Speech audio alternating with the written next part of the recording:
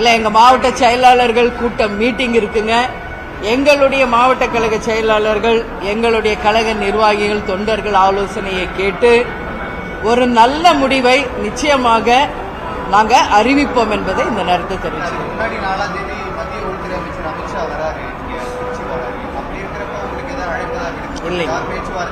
இல்லை, இதுவரைக்கும் இல்லைங்க. அவங்க வர்றதுக்காக எங்களுக்கு எந்த அழைப்புமே கிடையாது. எங்களை பொறுத்த வரைக்கும் தேமுதிகவினுடைய மாநாடுக்கான பணிகளை தான் நாங்கள் செஞ்சுக்கிட்டு இருக்கோம். இதுவரைக்கும் அதிகாரப்பூர்வமா யாரும் எங்களை பேசவும் இல்லை, யாரும் அழைக்கவும் இல்லை என்பதுதான் உண்மை.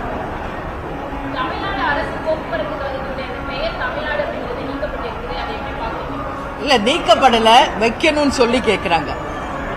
ஆல்ரெடி இருந்தது நீக்கப்படல. ஏன்னா மற்ற ஸ்டேட்ல எல்லாம் நம்ம பார்த்தா, இப்ப கர்நாடகா, ஆந்திரா, கேரளா எல்லாம் பார்த்தோம்னா அந்த ஸ்டேட்டோட பேரோட தான் கவர்மெண்ட் பஸ் வருது. அந்த வகையில் தமிழை நாம் போற்றும் அனைவரும், இன்னைக்கு திமுகவாகட்டும் அதிமுகவாகட்டும், ஆண்டவர்கள், ஆட்சி செய்பவர்கள், தமிழ்நாட்டில் இருக்கும் அனைத்து கட்சியும் தமிழை போற்றுகிறோம். தமிழ் வாழ்க என்று சொல்றோம்.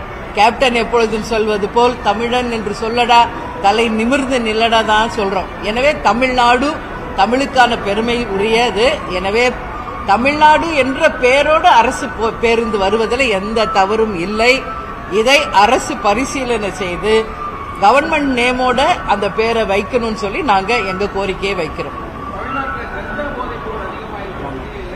இல்ல, சமீபமா நம்ம பார்த்துக்கிட்டு இருக்கோம். ஒரு வாரமா தமிழ்நாடு முழுக்க அனைத்து இடங்களில், சொல்ல போனா எல்லா மாவட்டங்களிலும் இந்த கஞ்சா போதையில சிக்கி இருக்கின்ற இளைஞர்கள் மிகப்பெரிய அளவுல கத்தியில வெட்டுறது, கொலை செய்யறது, மற்றவர்களை மிரட்டுவது, காவல்துறையை அடிக்க பாய்வது, பெண்களுக்கு பாதுகாப்பில்லை. எல்லா இடத்துலயும் இப்ப கூட திருவள்ளூர்ல ஒரு வட மாநிலத்தை சேர்ந்த ஒரு பையனை 4 பேர் சேர்ந்து வெட்டுறாங்க.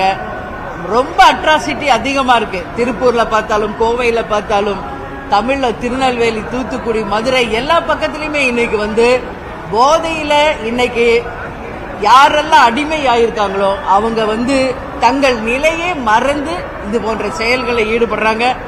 உறுதியாக தமிழக அரசும் அண்ணன் ஸ்டாலின் அவர்களும் இதுக்கு ஒரு ஸ்ட்ராங்கா ஒரு ஸ்டெப் எடுத்து அந்த போதை கலாச்சாரம், டாஸ்மாக் கள்ளச்சாராயத்தை நிச்சயம் அகற்றணும். எதிர்கால சந்ததிகளுக்கு, அதுவும் எஸ்பெஷலி இளைஞர்களுக்கு, மாணவர்களுக்கு ஒரு நல்ல தமிழ்நாடை உருவாக்க வேண்டியது ஒவ்வொருவருடைய கடமை. இது கண்டிக்கக்கூடிய ஒரு விஷயம்.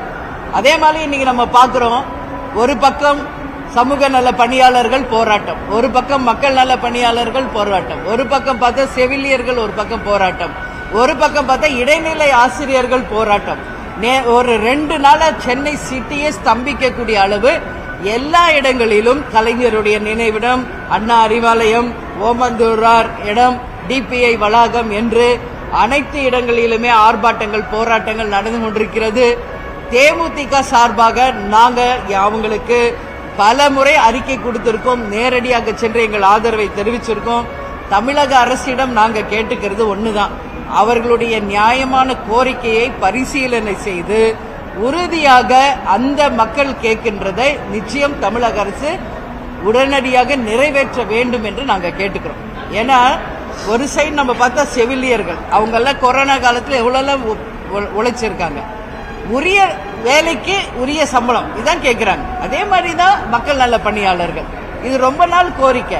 இடைநிலை ஆசிரியர்கள் நீங்க பாத்தீங்கன்னா இங்க தங்கி இருக்காங்க, சாப்பாடு கொடுத்திருக்கோம், பலமுறை ஆதரவு கொடுத்திருக்கோம். எவ்வளோ சொல்லியும் 5 வருஷம் முடிய போது இன்னும் வாக்குறுதி நிறைவேற்ற கோபம் எல்லார் மத்தியிலும் இருக்கு. தமிழக அரசு உடனடியாக கவனம் செலுத்தி அவங்க கோரிக்கையை நிறைவேற்றணும் சொல்லி தேமுதிக சார்பா நாங்க கேட்டுக்கொள்கிறோம்.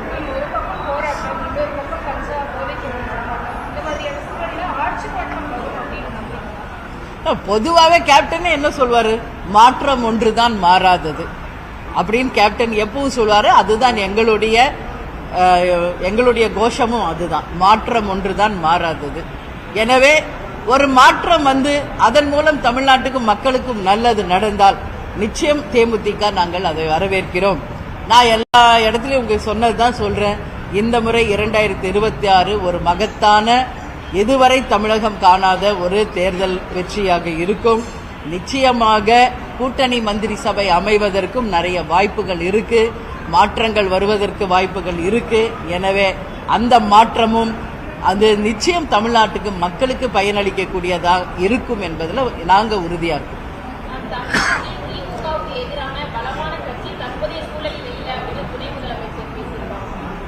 அவங்க அப்படிதான் சொல்லுவாங்க.